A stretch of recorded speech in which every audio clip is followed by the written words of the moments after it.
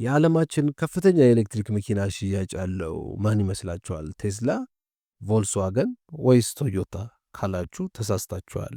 ቢዋይዲ ነው የዓለማችን ከፍተኛ የኤሌክትሪክ መኪና ሽያጭ ያለው።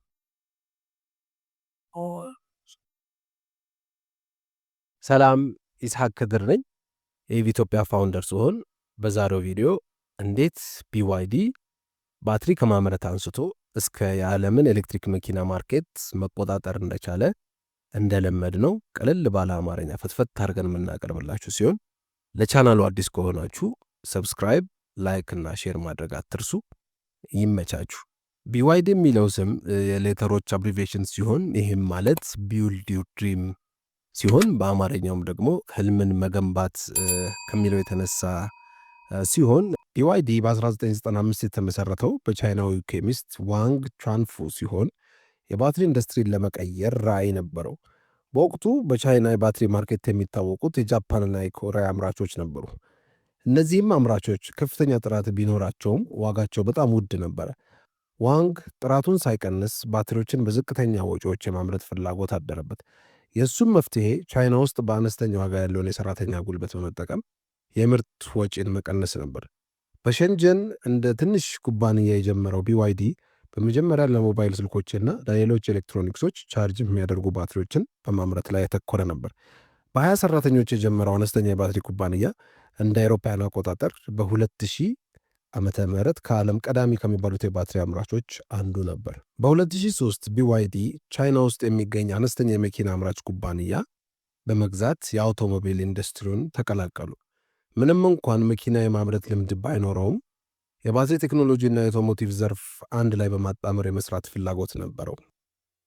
በዛን ጊዜ ማንም ከትልልቅ ብራንዶች ማለትም ቶዮታ ወይም ቮልስዋገን ጋር ይወዳደራሉ ብሎ ማንም አልጠበቀም።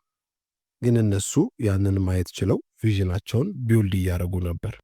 ለዛም ነው የካምፓኒ ስምህ የምትሰራውን ስራ መምሰል አለበት የሚባለው። ለዛም ነው ካምፓኒ ማንነትህን መግለጽ መቻል አለበት የሚባልበትም ሪዝን የሚያስፈልገው ለዛ ነው ማለት ነው። እኔ አስታውሳለሁ በ2012 ነው መጀመሪያ ቻይና ሄድኩት። በዛን ጊዜ ቢዋይዲ የሚባል መኪና ያንን የሚያክል መንገድ ላይ አይታይም ነበረ። አልፎ አልፎ ከስንት አንድ ቢታይ ነው እንጂ ቢዋይዲ የሚባል መኪና መንገድ ላይ ብዙ አይታይም ነበር። እነ ቮልስዋገን እና ሃዩንዳይ ይኖሩ እንጂ መንገድ ላይ ቢዋይዲ ብዙም አይታይም ነበረ። በ2008 ቢዋይዲ የዓለምን ትኩረት በመሳብ የዓለማችንን እውቁን ቢሊየነር ኢንቨስተር ዋረን ባፌት ሼር ለመግዛት የቢዋይዲን 10% ሼር ድርሻ በ$240 ሚሊዮን ይገዛል። ይህም ኢንቨስትመንት ለቢዋይዲ የግሎባል አቴንሽንን ከመሳብ በላይ ኤሌክትሪክና ሃይብሪድ መኪና ላይ ፎከስ እንዲያደርጉና ለማደግ ትልቅ አቅም ፈጥሮላቸዋል። እንደ አውሮፓውያን አቆጣጠር በ2010 ቢዋይዲ ከዴምለር ኤጂ ጋር ፓርትነር በመሆን ይህም ዴምለር ኤጂ ማለት በአሁኑ ስሙ መርሴዲስ ግሩፕ ነው። ከፌብሩዋሪ 2022 ጀምሮ መርሴዲስ ቤንዝ ግሩፕ በሚል ተቀይሯል ስሙና ከቢዋይዲ ሸንጀን ቢዋይዲ ዴምለር ቴክኖሎጂ የተባለ ካምፓኒ አቋቋሙ።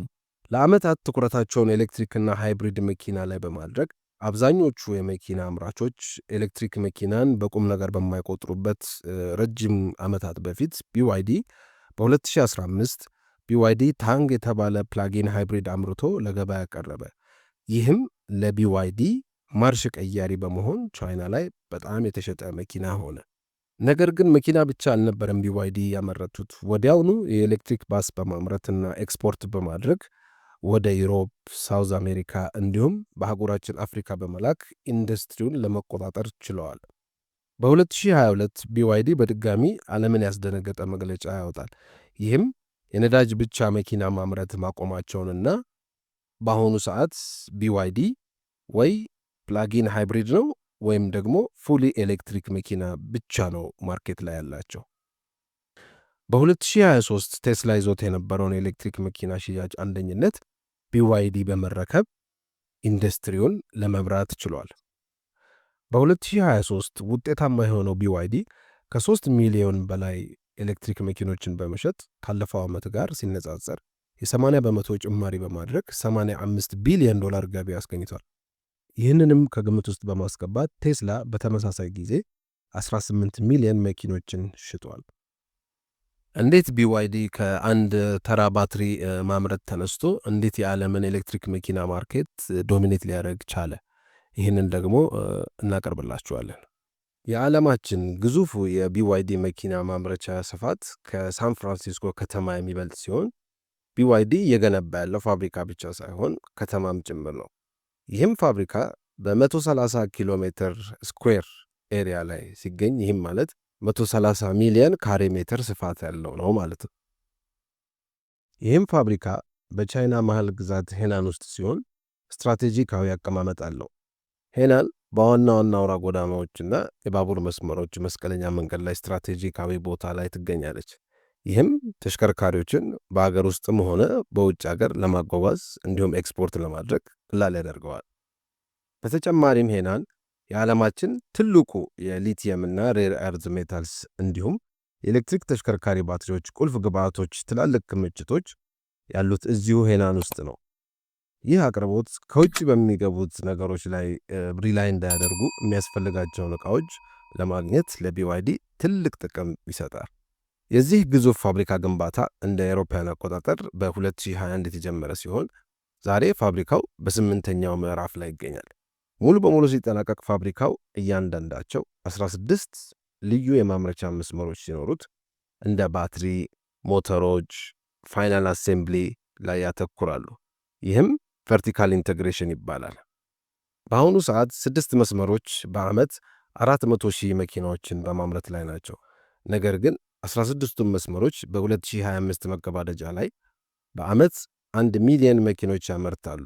ይህም ለ12 ወራት ያለማቋረጥ በየደቂቃው 2 መኪና የማምረት ያክል ነው። ሌላኛው ተፎካካሪ የቴስላ ጊጋ ፋክትሪ ዓለም ላይ ባሉ ቁልፍ ክልሎች ውስጥ ይገኛል። የቴስላ ጊጋ ፋክትሪ በኔቫዳ የሚገኘው 538,000 ካሬ ሜትር ስፋት ያለው ሲሆን በምድር ላይ ካሉት ትልቁ ፋብሪካዎች መካከል አንዱ ነው። የቴስላ አቀራረብ ከቢዋይዲ ጋር ተመሳሳይ ቢሆንም ማለትም ቨርቲካል ኢንቴግሬሽን ሁሉንም ማኒፋክቸሪንግ የሚደረጉ ነገሮች እዛው ቢሆንም እንደ ሞተር፣ ባትሪ እና ኮንዳክተሮች፣ ቺፕሶች ማምረት ቢሆንም ዋናው ልዩነት ግን በቦታውና ስትራቴጂካሊ በሆነ ቦታና በማምረት አቅም ላይ ነው። የቢዋይዲ ጄንጆ ፋብሪካ በዓመት እስከ 1 ሚሊዮን ተሽከርካሪዎችን የማምረት እቅድ በማውጣት የቴስላን እንቅስቃሴ እንኳን በልጦ የማሳደግ ዓላማ ያለው ሲሆን በአሁኑ ሰዓት በኔቫዳ የሚገኘው የቴስላ ጊጋ ፋክትሪ በአስደናቂ ሁኔታ በየዓመቱ 500,000 ተሽከርካሪዎችን በሙሉ አቅሙ ያመርታል። ይህም የቢዋይዲን በፍጥነት የማደግ ፍላጎትና በፍጥነት ከዓለም አቀፍ የኢቪ ገበያ ትልቅ ድርሻን ለመያዝ ያለውን ፍላጎት ያሳያል። የቢዋይዲ ስትራቴጂ ማለትም ቨርቲካል ኢንቴግሬሽን በጣም ትልቅ አቅም የፈጠራላቸው ሲሆን ይህም ማለት ተሽከርካሪዎችን ከተወዳዳሪዎቻቸው በጣም ባነሰ ዋጋ ማቅረብ ይችላሉ። ለምሳሌ የቢዋይዲ ሲል በቻይና $24,000 ጀምሮ ሲሸጥ ይህም ከቴስላ ሞዴል 3 ጋር $8,000 ያህል ያነሰ ነው።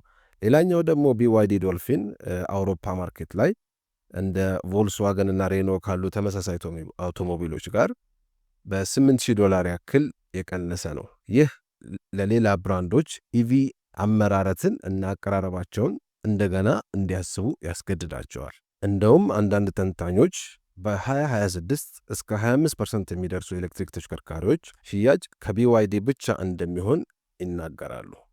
ቢዋይዲ የሮ ማቴሪያል ሰፕላይ ችግርን ለመቀነስ እንደ ዚምባብዌ እና ቺሊ ባሉ ሀገሮች የማዕድን ቁፋሮ ማውጣት መብቶችን አስገኝቷል። ሌላኛው ደግሞ ቢዋይዲ በባትሪ ቴክኖሎጂ ላይ ከፍተኛ ኢንቨስትመንት እያደረገ ይገኛል። ኩባንያው ደህንነቱ የተረጋገጠ በተመጣጣኝ ዋጋ የሚሸጡ ባትሪዎችን በማዘጋጀት ረገድ ትልቅ እምርታን አድርጓል። በቅርብ ጊዜ ፈጠራቸው አንዱ የብሌድ ባትሪ ነው። ይህ ብሌድ ባትሪ የእሳት አደጋን የመቀነስ ከሊቲየም አዮን ባትሪዎች የበለጠ ደህንነቱ የተጠበቀና ዋጋውም ርካሽ ሲሆን የቢዋይዲ የተሽከርካሪ ዋጋ እንዲቀንስም ያደረገ ኢንቬንሽን ነው። ኩባንያው ኢኖቬሽን ላይ ትልቅ ፎከስ በማድረግ በባትሪ ቴክኖሎጂ ላይ የበለጠ ወጪን የሚቀንሱና ኤሌክትሪክ ተሽከርካሪዎችን ብዛት የሚያሻሽሉ ግኝቶችን ለዓለም እያስተዋወቀ ይገኛል። ቢዋይዲ በተጨማሪ ከዩኒቨርሲቲዎች ጋር በመተባበር በሺዎች የሚቆጠሩ ኢንጂነሮችን በባትሪ ቴክኖሎጂ ላይና በኤአይ ዙሪያ በማሰልጠን የማያቋርጥ የሰለጠኑ የሰው ኃይል እንዲኖራቸው ያደርጋል። የቢዋይዲ የጄንጆ ፋብሪካ መኪና ለመስራት ብቻ ሳይሆን ራሷን የቻለ ከተማ ለማድረግ ነው። ከ60 ሺህ በላይ ሰራተኞች የሚኖሩት መኝታ ቤቶች፣ ለሰራተኞች ልጆች ትምህርት ቤት፣ ሾፒንግ ሞል፣ ጂምናዚየም፣ የነፃ ዋይፋይ ያገኛሉ። እንዲሁም ካምፓስ ውስጥ የተለያዩ የስፖርት ሜዳዎች፣ የቴኒስ ሜዳዎች እንዲሁም ለፊሽንግ የሚሆኑ ቦታዎችና ሰው ሰራሽ ሐይቆች ሁሉ አንድ ቦታ ላይ ፕላን ተደርገው የተቀመጡ ሲሆን ምንድነው ሐሳቡም እዛው ያሉ ሰራተኞች ወደ ውጪ ሳይወጡ እዛው ፋብሪካ ውስጥ ሁሉን ነገር ለማግኘት በ2026 እቅድ ተነድፎ የተሰራ ፕሮጀክት ነው። በተጨማሪም BYD በሃንጋሪና በብራዚል ፋብሪካ እየገነባ ነው። በ2026 የሚከፈተው የሃንጋሪው ፋብሪካ አውሮፓን ታሪፎች ለማለፍ ወይም በአውሮፓ ያሉትን ታክሶች ለማለፍ እዛው ለማምረት የታለመ ሲሆን የአውሮፓን ማርኬት ታርጌት ያደረገ ነው። አውሮፓ ላይ እያደገ የመጣውን የኤቪ ማርኬት ታርጌት ያደረገ ነው። የብራዚል ፋብሪካው ደግሞ የደቡብ አሜሪካን ገበያ ታርጌት ያደረገ ነው። ስለዚህ BYD ሪሰርች እና ዴቨሎፕመንት ላይ ሀይሊ የሆነ ፎከስ በማድረግና እዛው ሆሚን ቢውልት በማድረግ እዛው ራሳቸው ሙሉ ኮምፖነንቶቹን በማምረት ከተፎካካሪዎቻቸው በረጅም ርቀት በመራቅና አዳዲስ ኢኖቬሽኖችን ይዘው በመምጣት በዋጋም ደግሞ ዓለማችን ላይ ርካሹ በመሸጥ የሚታወቀው BYD ሲግል የሚባለው መኪና ነው። በዛ ሬንጅ እየተሸጠ ያለ ርካሽ መኪና ስለሌለ 400 ኪሎ ሜትር እየሄደ በዛን ዋጋ እየተሸጠ ያለ መኪና ስለሌለ ከተፎካካሪዎቻቸው በዛ ላይ አዳዲስ የሆኑ ስማርትና አዳዲስ የሆኑ ዲዛይኖችን ፕሮቫይድ እያደረጉ ስለሆነ ማርኬቱን ከባትሪ ማምረት ተነስተው የዓለምን ማርኬት መቆጣጠር ችለዋል ማለት። እነዚህም BYD መኪኖች በአህጉራችን አፍሪካ በስፋት የተስፋፉ ሲሆን በሳውዝ አፍሪካ፣ ግብፅ፣ ሞሮኮ እንዲሁም ደግሞ በሀገራችን ኢትዮጵያ በስፋት እየገቡና እየተነዱ ሲሆን እኛም ኢቪትዮጵያ አምጥተን የተለያዩ አይነት ሞዴሎችን ለከስተመሮቻችን ለክላይንቶቻችን ዴሊቨር አድርገን ዴሊቨርም ከማድረግም በላይ እዚሁ በራሳችን ሰርቪስ ሀብ ሰርቪስ እያደረግን እንገኛለን። አስቡት ኢትዮጵያ የአፍሪካ የኤሌክትሪክ መኪና ሀብ ብትሆን፣ ኤሌክትሪክ መኪኖችን ማምረት ብንችል፣ ባትሪዎችን ማምረት ብንችል፣ ሃይሊ ትሬንድ የሆኑ ስኪልድ የሆኑ ቴክኒሻኖችን ማሰልጠን ብንችል ኢማጂን ባይዘዌይ ለዛም ነው ኢቪትዮጵያ ፋውንድ የተደረገው። ኢቪትዮጵያ ብራንዱም ሪፍሌክት የሚያደርገው ምንድነው ኢትዮጵያን ከኤሌክትሪክ መኪና ጋር ማጣመር ሆኖ ሲጣመሩ የሚኖሩ ችግሮችን መፍታት ነው። ከነሱም ችግሮች የመጀመሪያው ትክክለኛ መረጃን አለማግኘት ነው። ትክክለኛ መረጃን ፕሮቫይድ እያደረግን እንገኛለን። በተጨማሪ ደግሞ ኤሌክትሪክ መኪኖችን ትክክለኛ ጠጋኞች ያሉት ሊሚትድ በመሆኑ እሱንም ደግሞ በራሳችን ኢቪ ሀብ ትክክለኛ የሆነ ጥገና እየሰጠን እንገኛለን። ስለዚህ በተጨማሪ ደግሞ በአር&ዲ ፕሮጀክት ሞቢሊቲ ሶሉሽን ሊሆን የሚችል ፕሮጀክት እየሰራ እንገኛለን። መጨረሻ ኢንጎላችን ግን ኢትዮጵያዊ የሆነ ብራንድ ሞቢሊቲ የሆነ ሶሉሽን ወይም ደግሞ መኪና አምርተን የማህበረሰባችንን የትራንስፖርት ችግር መቅረፍ ነው። ከዛ ደግሞ ማህበረሰባችንን እንደ ሊፕሮግ አድርጎ የሚፈለገውን ኢንፎርሜሽን ፕሮቫይድ አድርጎ ከፊውቸር ጋር ማስተሳሰር ነው። ለዛም ነው ስሎጋናችን ሆነሪንግ ደ ፓስት ድራይቪንግ ደ ፊውቸር የሆነው። የኋላውን እያመሰገንን የመጣንበትን የቤንዚን የናፍጣ እያመሰገንን ፊውቸር ደግሞ ከሚፈልገው ከኤሌክትሪክ ቬሂክል ጋር ከሃይድሮጅን ፊውል ሴል ጋር እንዲሁም ደግሞ ከአውቶኖመስ ቬሂክል ጋር ማስተሳሰር ነው ማለት ነው። ከዛም ኮሚኒቲያችንን ወደዛ ሊፕፍሮግ ነው ማድረግ ነው ማለት ነው። አላማችንም ሚሽናችንም የቢዋይዲ ታሪክ እንዴት ከቢዝነስ ሰክሰስ በላይ እንደሆነና በቪዥን ላይ ማመን እንዴት ኢኖቬሽን ወሳኝ እንደሆነና ፈጣን እድገት የታየበት ትልቅ ማስተማሪያ ነው።